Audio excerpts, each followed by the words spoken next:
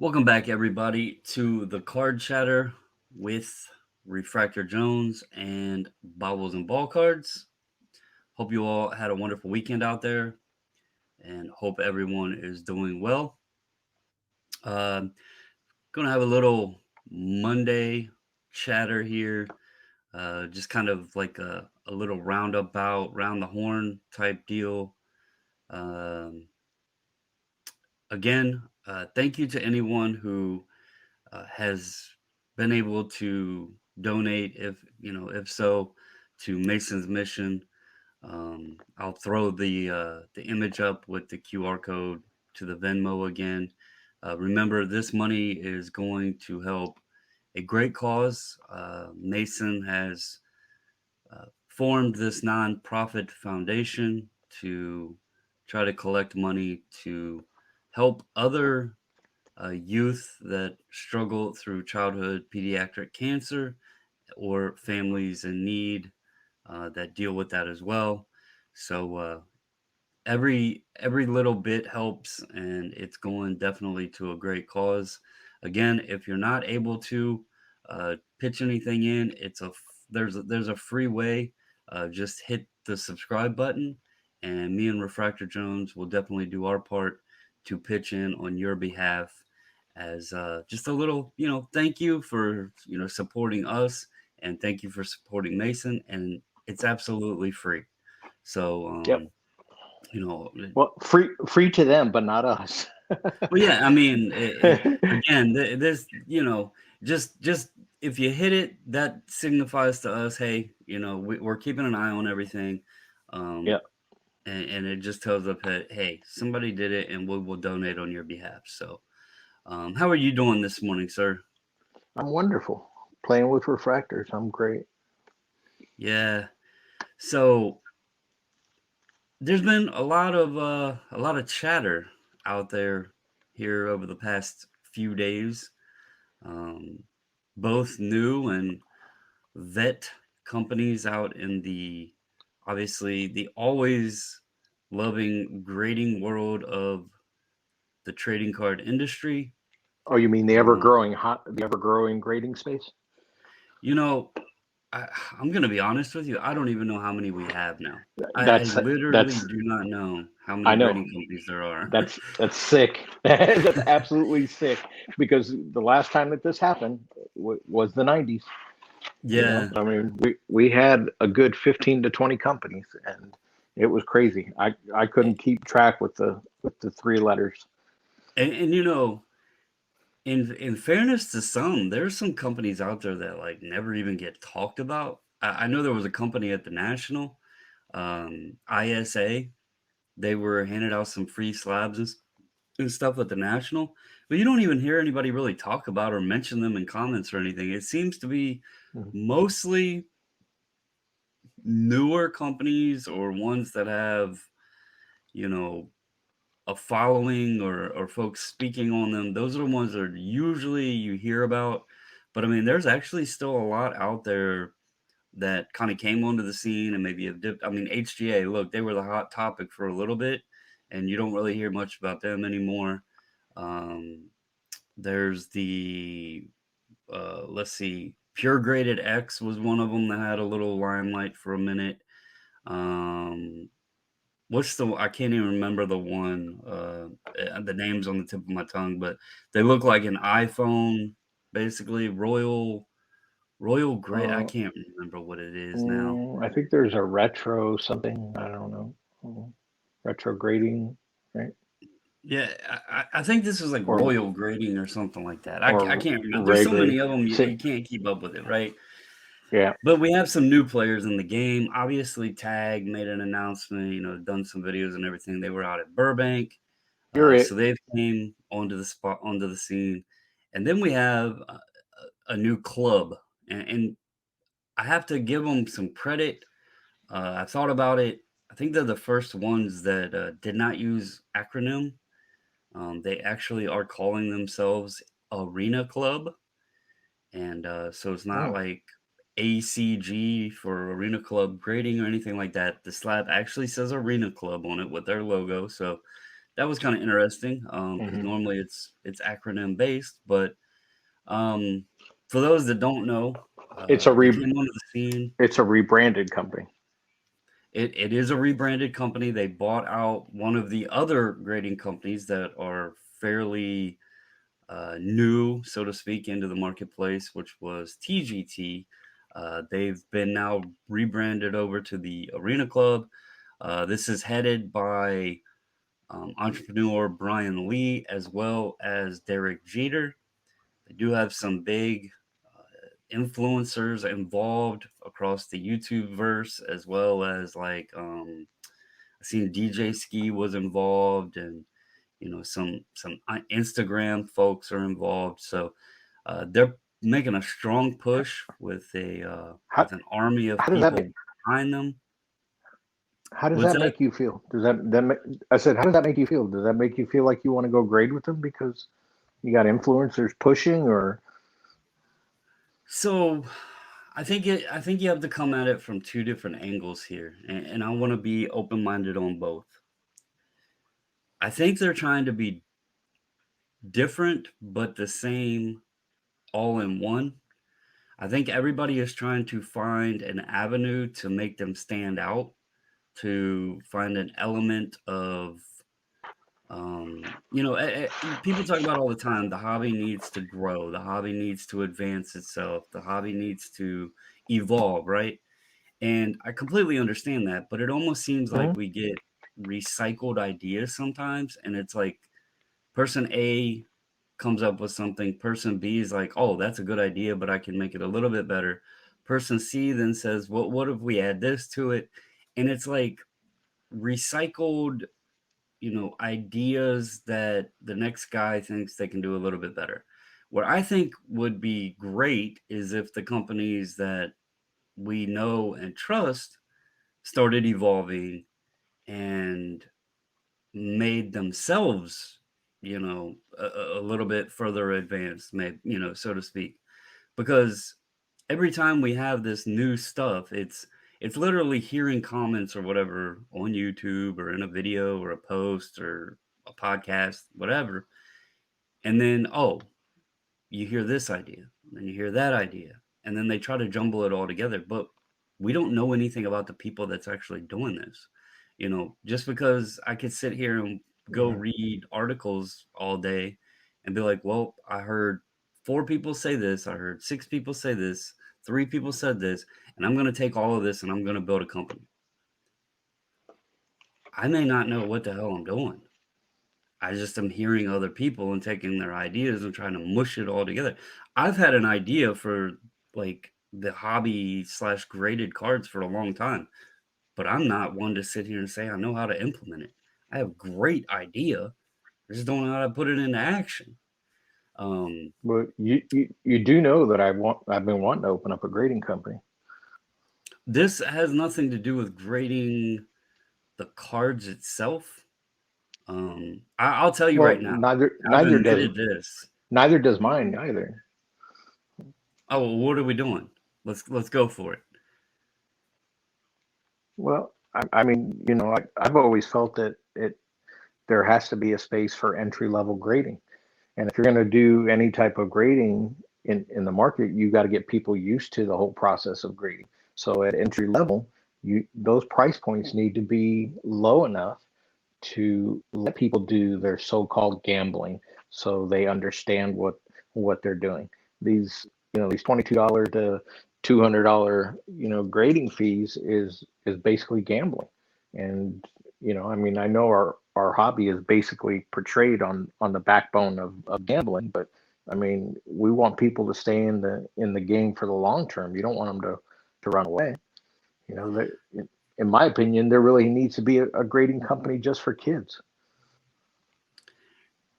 So I'll take backtrack a little bit on your original question when you said, "Does the influence of everything make me want to run out and Mhm. grade with Arena Club?" To answer that, no, it doesn't. I understand them using those guys to roll the business out, to get attention and some eyes on it, some noise stirred around. I completely understand that. Doesn't But make me why? want to use them. But why? To to the rookies, right? Not necessarily, Let's but call it what it is. They're targeting rookies. not. I wouldn't necessarily call it rookies, but I think let's be honest. We just sat here and talked. There's so many grading companies in the space right now. We can't even remember what all of them are. So you have to have something that sets yourself out there and get the word in people's ear. So I do understand Sure. that aspect of it. Just from a marketing perspective, they do have a big name attached to them, Jeter. They have a guy that's got Hmm. money that's partnered up with it. The guy Brian Lee, he's got a lot of money. And then obviously for the advertising aspect of it, they got some big names talking about the company. So, I Right. understand it, but at the end of the day, the cheapest price right now to grade cards with them is $25. I have stated I personally am a bit different than probably majority of the people in the hobby. The argument is people want, you know, um, a grading that benefits them. They don't want accurate grading, and I'm the exact opposite because I feel like if I'm paying for a service, I want it done right. And the reason I say that is because objective Hmm. grading that that winds up, and I don't want to like just use them and call them out, single them out, but how many times do you hear people say a PSA 10, they'll see a picture of it or something, they're like, "How in the hell did I get a 10?" Right? Well, Sure. part of that is because when you when you set the standard so far like variant, um, or inconsistent, I guess I should say, and again, they also are doing 30 plus thousand cards a day. Uh, the And chances and the that's the odds real of problem. Yeah, the chances and odds of things happening are gonna be higher. It's just in the odds, right?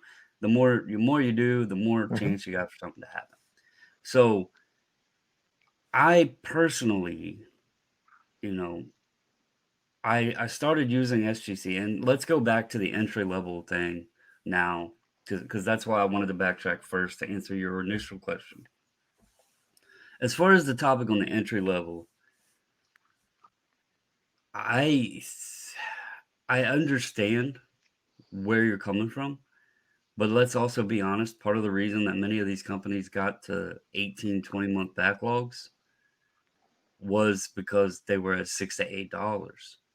I don't know that we'll ever get back to that because that opens the door for, quite honestly, and I am far from the person to tell anybody what they should not send to grade, cannot send to grade. But just as you said, the gambling aspect of it, it's Hmm. much easier to go sit down at a nickel slot machine and just keep pulling that bar, right?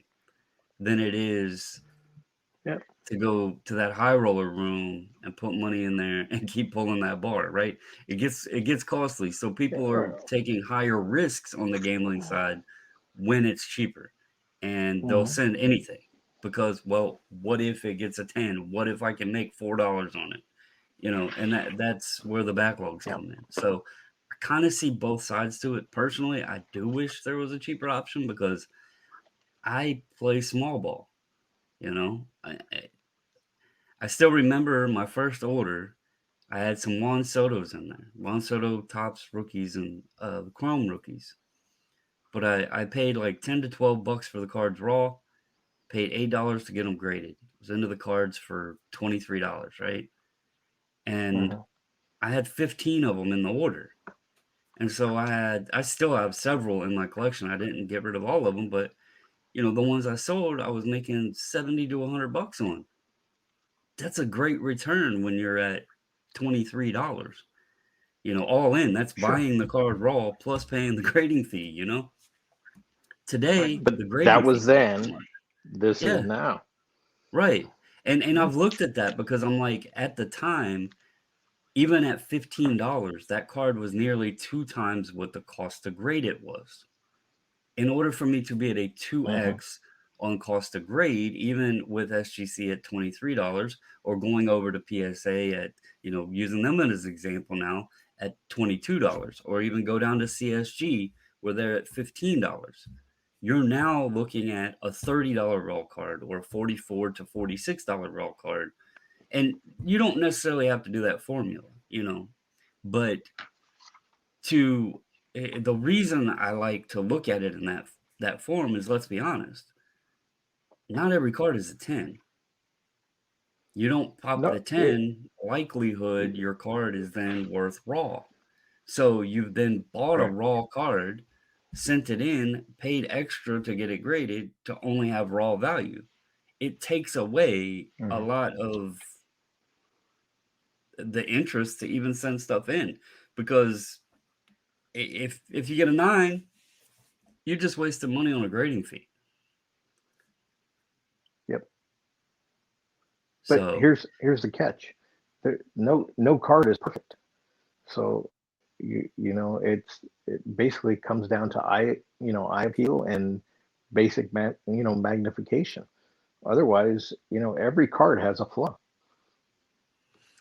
well, I'm not There's no talking ifs, ands, like buts getting about that. gold labels. Hell, I've gave up on that game. Um, but at the same time, Yeah, I haven't seen even any. to get a 10 is tough. Mhm. Yep.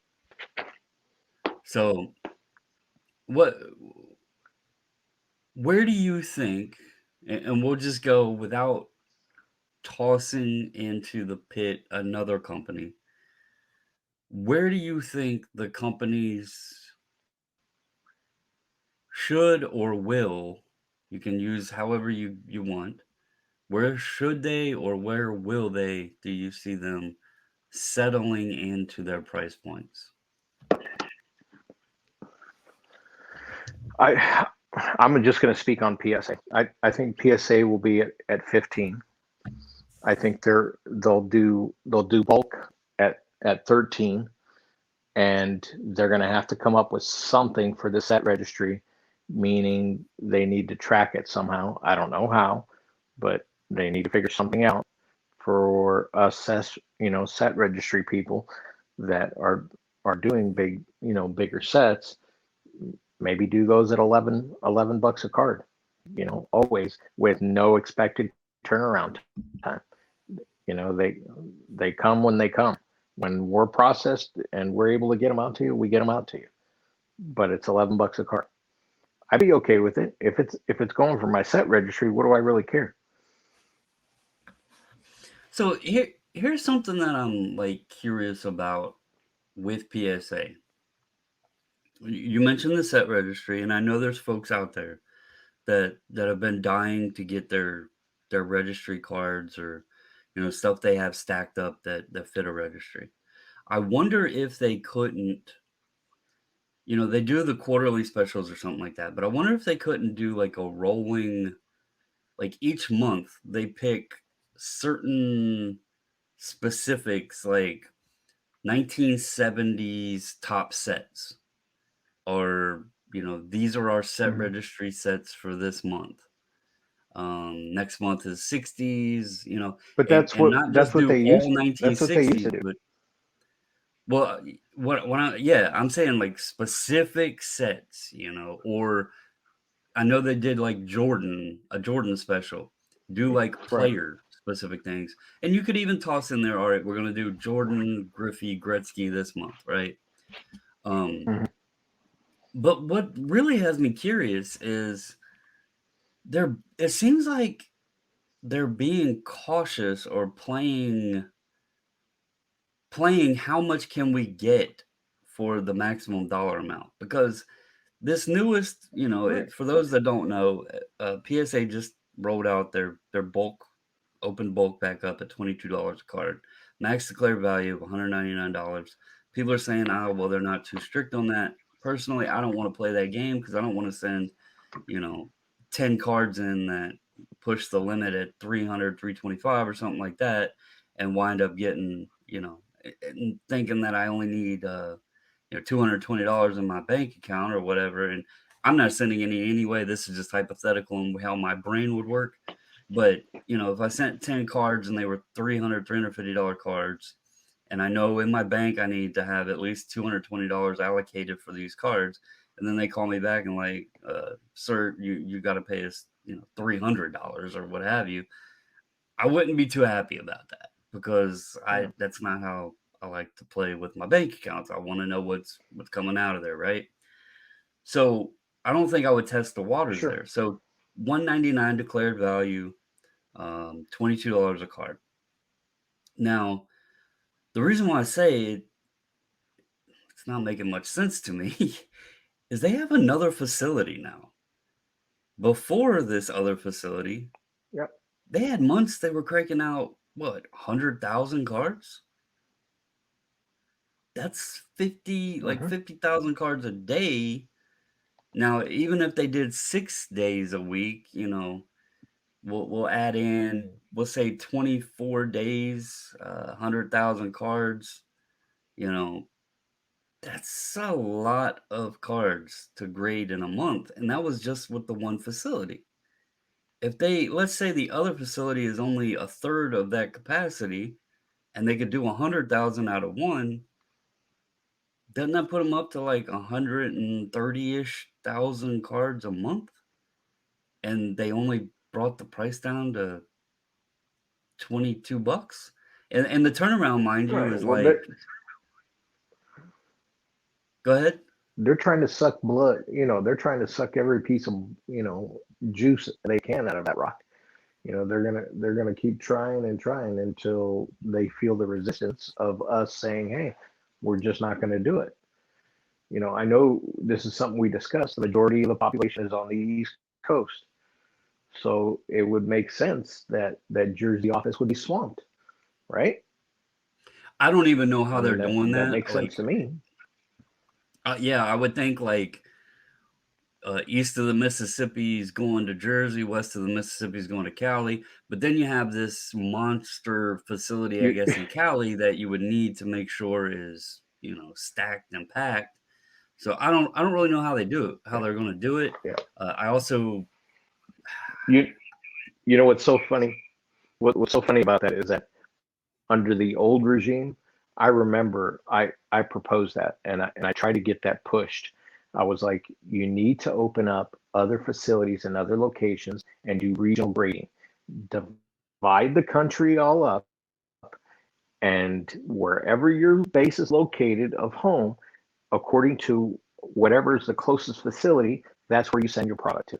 And the higher up that be said, why would we want to do that? We can all just do it all here in California. Well, because then you wouldn't be backlogged and you would not have, an overflow of product just sitting in your warehouse, and you could divide and conquer. And they laughed at me. We have a new regime, and now we have a Jersey office. It's it's halfway there, I guess. Yeah, and I mean, to be fair, Jersey made sense because they already had the one office up there. I think it was just for like autograph Yeah. authentication, but at one point, I believe you could drop cards off. And I'm assuming that if you dropped cards off, they shipped them themselves to California because I don't think they did any grading in that office. Mm-mm. They, Um, nope. but my point is the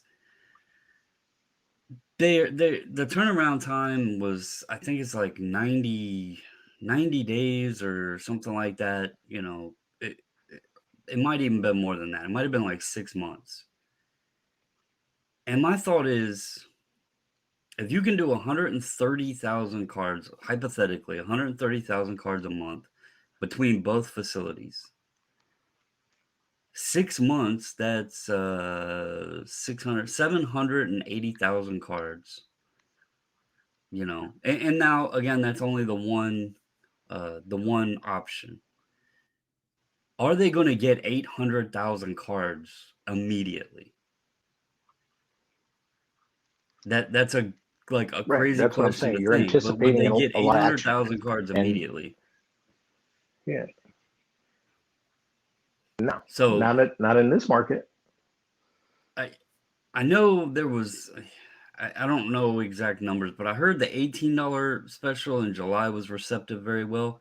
But at the same time, I've heard those cards are cranked through. So it's Mhm. very interesting. I can't wait to see how this plays out. I honestly was expecting them to be at 15 to 18 bucks. Obviously, the next move, I personally waiting to see if or what SGC does based off of PSA's move. I think them two are kind of playing chess with each other, moving pawns around, or they got, two checkerboard or checker pieces that are king so they can move front and back on the checkerboard, and they're trying to, figure out what move the other one's going to make. Um, Beckett is another. Mhm. They're still interesting to me. They open a new facility, but currently their numbers. Shout out to Gemrate sharing the numbers each day. Currently, their numbers are very questionable, especially with the new facility.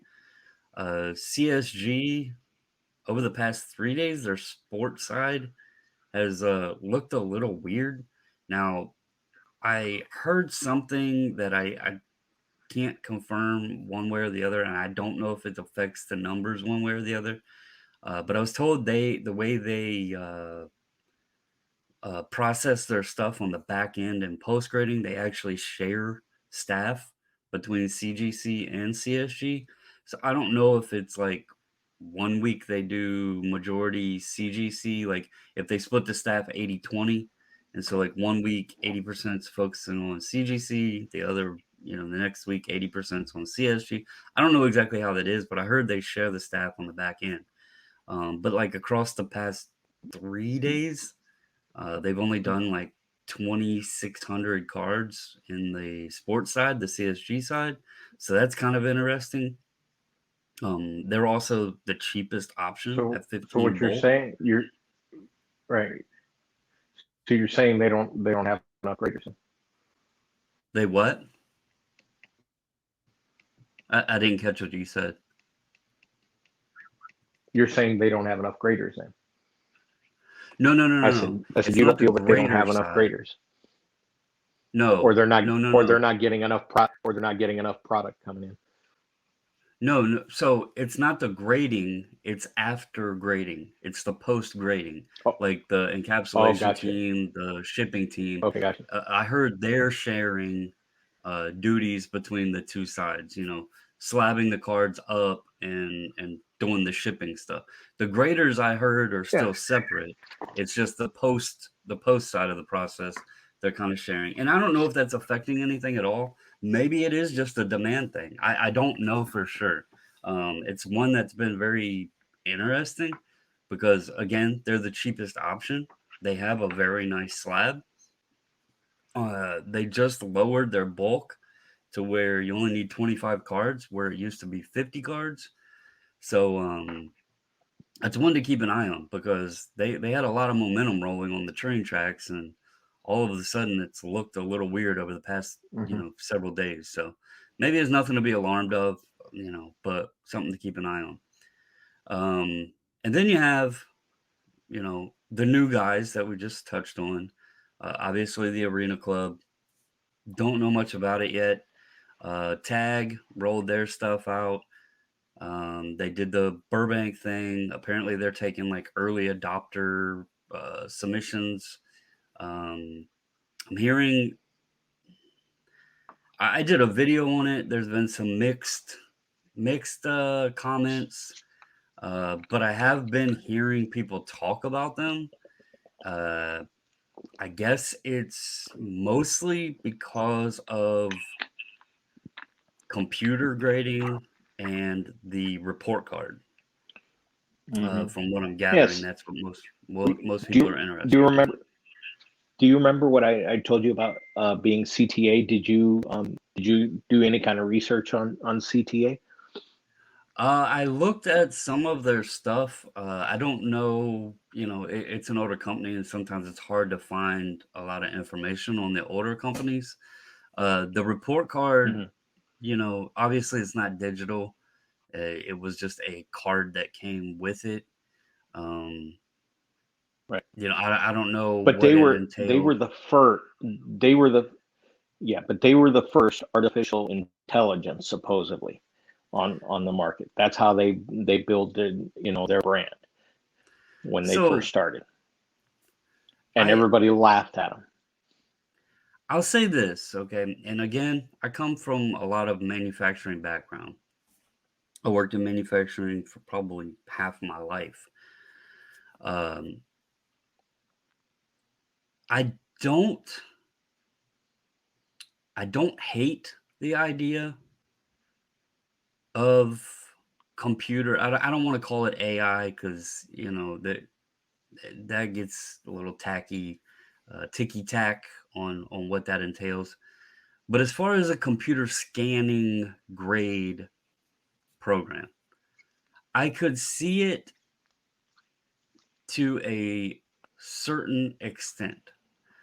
But I think just as Tag is proven with their rollout, where they're extremely limited, and for those that don't know much about it, they're only doing cards from, well, standard size cards, first of all, maximum stock of 55 point, which is like your chromium cards and everything, and below your paper and chromium stock, uh, 2000 to present, not accepting any die cuts, rounded corners, autographs, lenticulars, acetate cards, or memorabilia. So it's essentially base cards and parallel cards, or like, base type inserts or what have you. Only Just the send me basic thickness of, cardboard.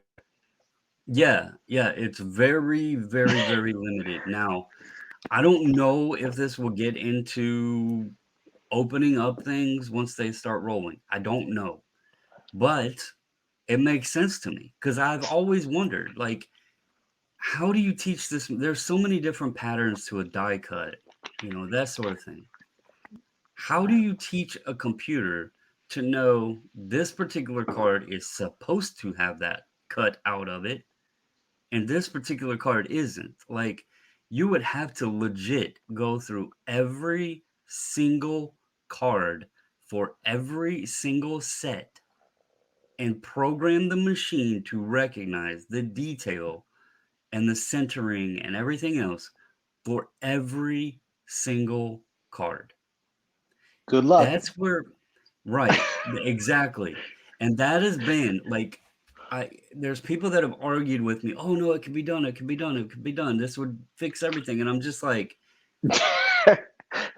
we are 100+ years into sports cards. You're telling me that somebody, I mean, look at these data tools. They can't even get all of the cards uploaded for pricing. That's pulling API information with pricing data from many different websites. And they can't even get all of the cards uploaded into the data tools. How are you telling me that an Yeah, individual can write? What's that? we can't even get a universal, data tool. We can't Right. even get them all to agree on one. Right. And it takes a human. This is the thing. Like, people think, oh, well, they just build this robot or this computer and it just knows how to grade a card. No, it's still all human based. There is a code that has to be written Yeah. for every single card to tell the computer, the program, what it's looking for. And then you have so many aspects, whether it's the surface, the corners, the edges, the centering, all of that stuff that has to be written in for each individual card. And I just, it would be a beautiful thing if it could be written for every card. I think Tag might have great technology. I just don't know that they could ever do it for every card out there. It's just a massive undertaking to do. Now, on the flip side of that, and me and Carlos have discussed this, if you find, like, let's be real, right? You go buy a refrigerator today, and I know this is a completely different, situation here, but you go buy a car today, you go buy a refrigerator, you go buy anything today, right?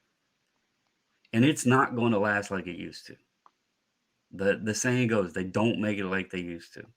Well, Why is that? no, everything's made to break down because it's outsourced and it's not made here in the U.S. in the first place. There's no Well, pride of, it's not even that. It's just, it's not handmade anymore. Right. It's There's robots, like, it's all about efficiency and process and the easiest, most cost effective, and that's essentially what this yeah, grading is with the computers. The one thing it could fix, yeah, if done properly, is it could stay consistent. It could increase speed because, you don't have a human sitting there. It They're putting it in a machine, it tells you the report, boom, on to the next one, right? So you could do a faster yeah. process. My concern is what this also allows, and those programs can be tweaked. Do we get into a situation, and I'm not accusing anyone and not saying anyone would do anything, but do we get into a situation where there's a tight code and a loose code, and depending on if Billy Joe sends it in or Billy Bob sends it in, which code gets, and again, this is all hypothetical. I'm not saying it would ever happen, but at the same time, what about if the backlog starts piling up? What if they get a big demand and there's a backlog there? Well, Hmm. instead of you reading that card for 15 seconds, I know how we can do more today. Let's cut that time down to 10 seconds or something. And this is just all hypothetically speaking. I'm not saying any of it would ever happen. There's just a lot of questions. And, you know, card grading isn't that difficult. You sit there and you're looking at cards at this very moment. Most people that are into cards pretty heavy, they know what to look for in a sports card to judge the condition of the card. Is it a Yeah. technical to a, you know, micro fraction element of the card? No, because that's not really needed. I mean, is it going to affect your opinion on the No, value of a card? Go like ahead. my Merlin that I have, because I always talk about my Merlin. My Hmm. Merlin is it's overkill. I mean, Yeah. I could see everything and anything on a card. I could see through the card because Hmm. it breaks it down to complete black and white, reverse negative, and it Yeah. actually allows me to see right through the whole card. So I could see the fibers, and I could see everything on a card. And that's why I say there is no card that's perfect, and that's where grading is. People have to understand grading is subjective. It's always going to be subjective, whether they allow X amount of damage here to grade at this level, or they only want a certain level to be at this number, you know, and that's where tag falls in with those crazy numbers that they have. Right. So there's something that I've learned over time now, and with the amount of cards that we've sent in. When I first got into grading, I have a lighted loop, a jeweler's loop that does like 30 to 40x or something like that. And I thought that's what I needed to use to inspect the surfaces of my cards. And I learned those are magnified so much that you're not really yeah, sure, you can see a scratch or whatever there, but you're seeing such a small area of the card at a Hmm. time. And then it's zoomed in so heavily that you're literally seeing the print dots individually on the card or the Yeah, fibers of the cardboard, right? You can yeah, miss things actually being that zoomed in because you're only seeing a yeah, small area of that card. What I found and what I'm sure, learning over time, the graders aren't sitting there using NASA telescopes to zoom in on a card that far to find every characteristic of it. From what I've heard, they use like 10x hmm, magnification, which is like a standard magnifying glass for the right, most part. And so I bought a desk lamp, like a lighted desk magnifying glass, and I started using that to look my cards over. And it makes so much more sense now. Like when I'm looking a card over, I can tell. You can see a surface scratch, it pops out. You can see a white spot on a corner. You can see a print defect, like a wrinkle. I call them the panini wrinkles because they're common on all the chromium panini cards. you can see Yeah. details of the cards. What loops and stuff are good for is for detecting fakes. Literally, like if you want Sure. to see those print dots, zoom it way in because then it's going to Yeah. tell you characteristics of the card for like vintage stuff to Yeah. determine fakes. But for condition, you don't need it.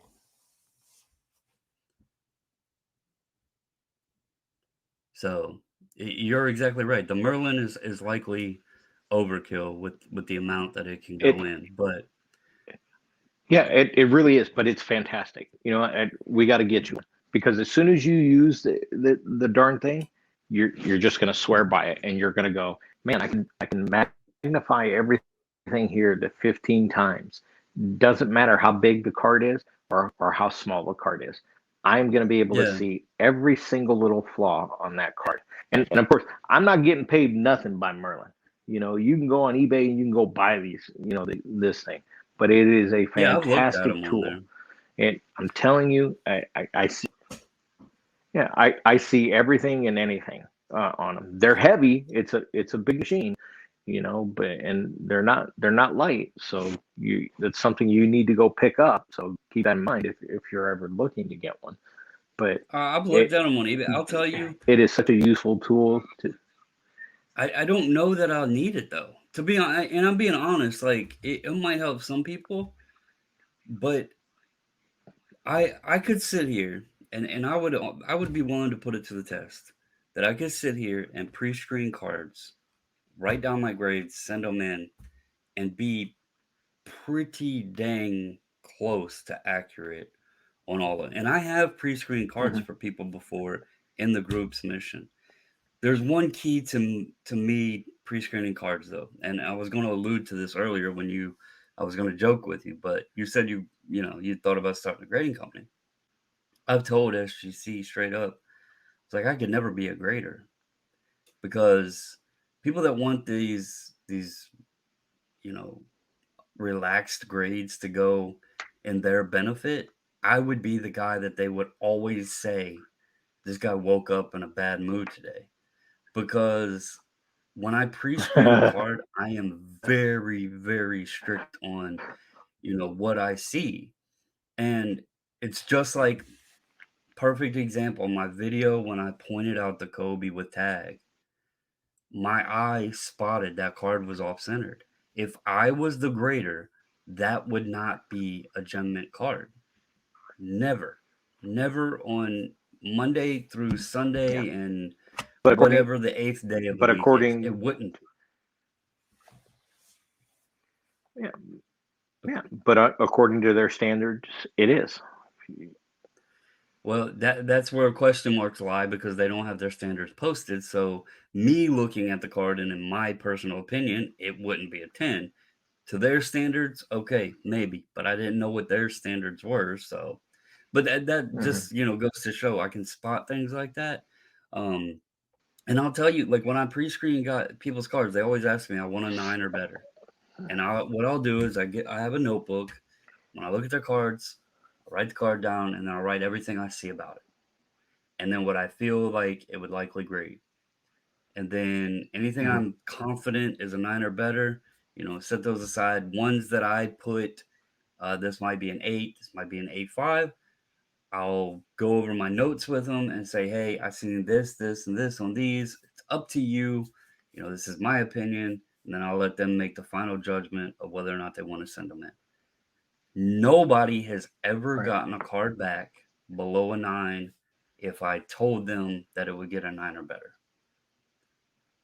So take that for what it's worth. Take it from me being a hard ass and screening cards really tight, or just knowing the standards Mhm. after thousands and thousands of cards being sent in. But Right.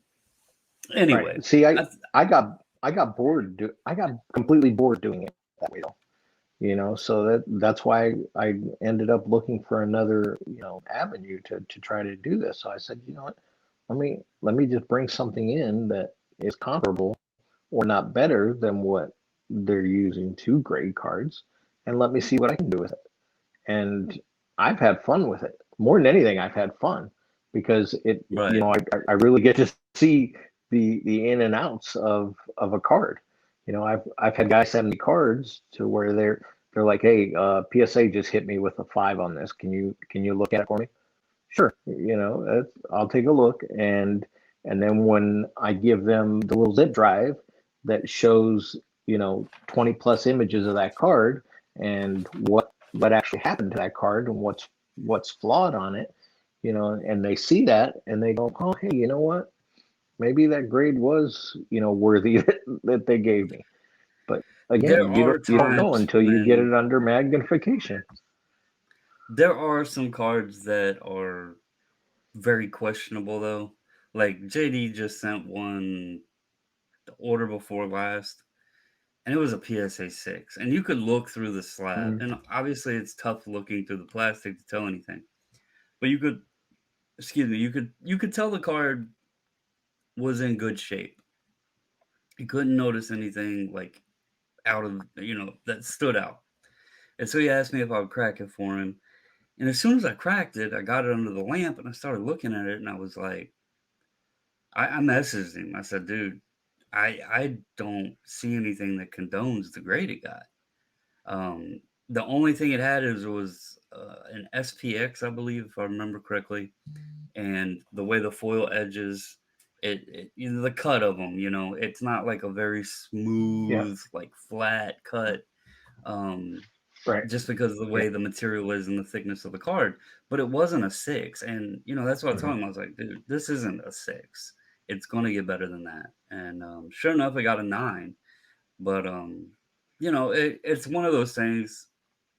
I always like to say that I think sometimes the number on the label on something that you like the head scratchers, I've often wondered if it's not, like, fat fingered. I mean, you think about it, if they meant to put a 9 and they hit a 6, that makes sense, right? Especially on a keypad if they're using a little number Yeah. keypad. But I don't know how they enter them in for the grading to print the labels. I don't know if it's typing out the numbers for the grade or what, but I'm sure they have some kind of CSV form that they upload all that data and then it prints out the labels or something. So there's times errors and mistakes are going to happen with all the companies, and we're going to have head scratchers, but Mhm. um, it is what it is. I personally think, and one reason I wanted to talk about this is obviously been a lot of news. It's always a fun topic to go over, discuss, try to predict what these all these companies are thinking, and see how the landscape plays out. Um, there's been a little bit of news on it, and I figured How this was a about good GMA? Monday. H- What's that?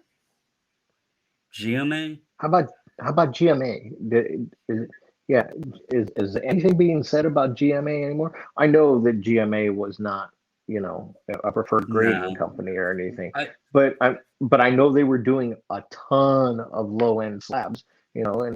and be as it may, if you're doing it in your basement, you're doing it in your basement, and it is what it is.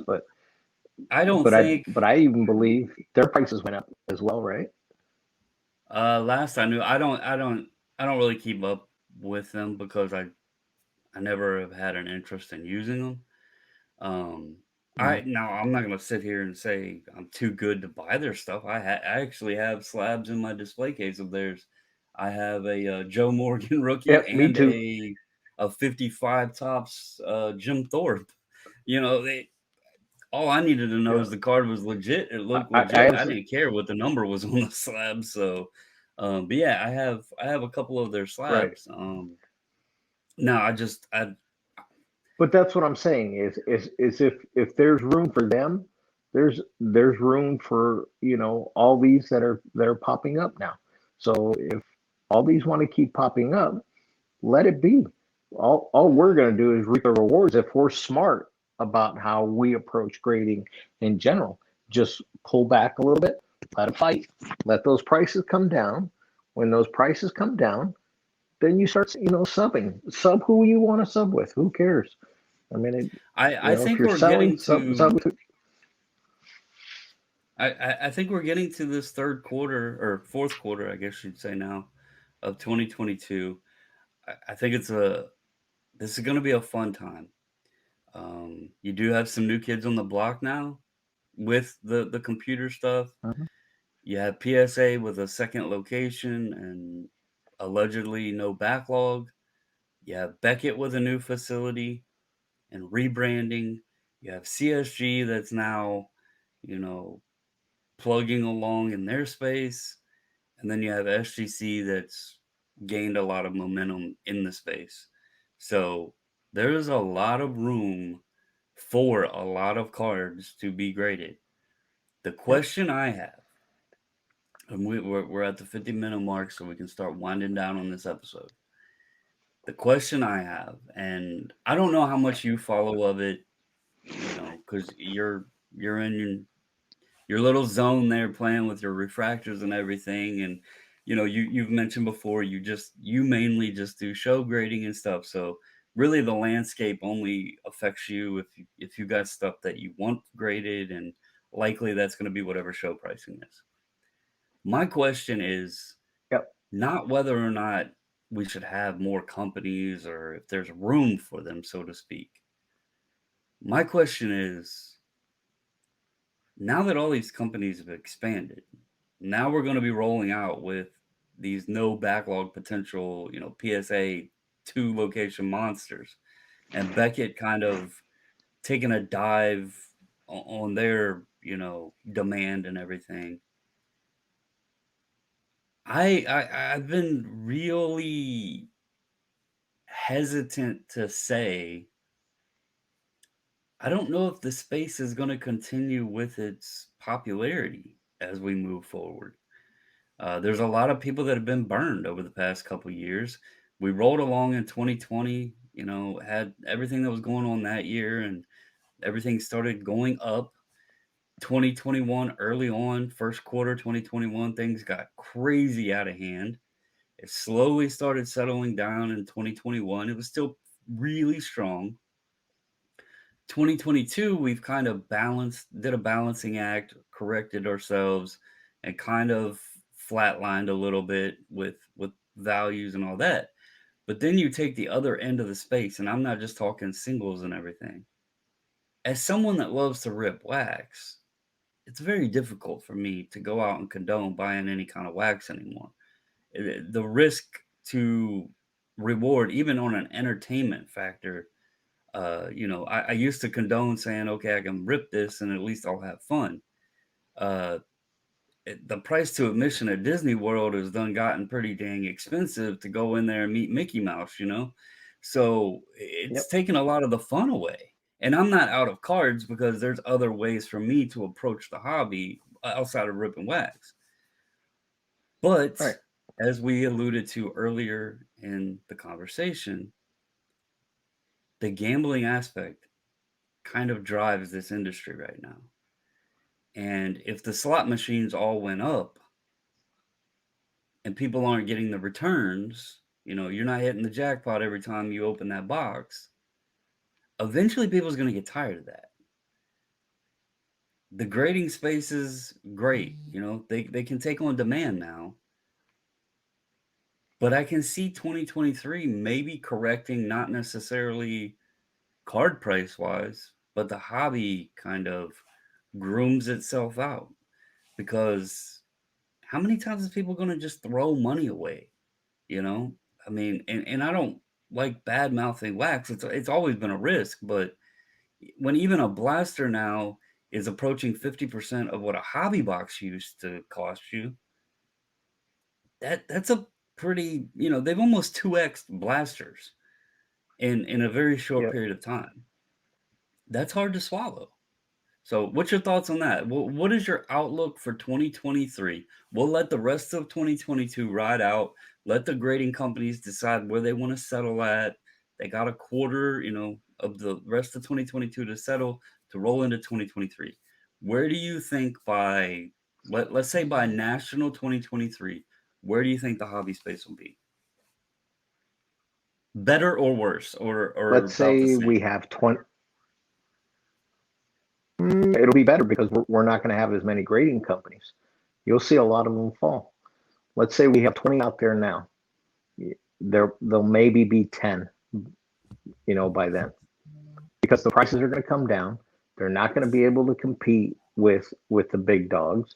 The big dogs are just going to eat them up, and that's just the name of the game. This is exactly what happened in the '90s, and history will repeat itself.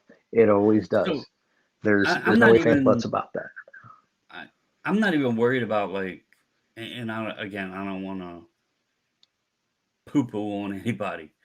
I'm not even talking about the ones outside of the main four right now. Like those can do as they wish, even if they just become a novelty company. I actually was talking with somebody before we got on here, and I was like, I was kind of surprised, and this isn't to degrade their service, but I almost think, and if they listen, they can take this and ride with it as they be. I think Tag would have almost been smart to roll out. And I know this isn't accepted, and some people are like, well, why in the hell would you use this?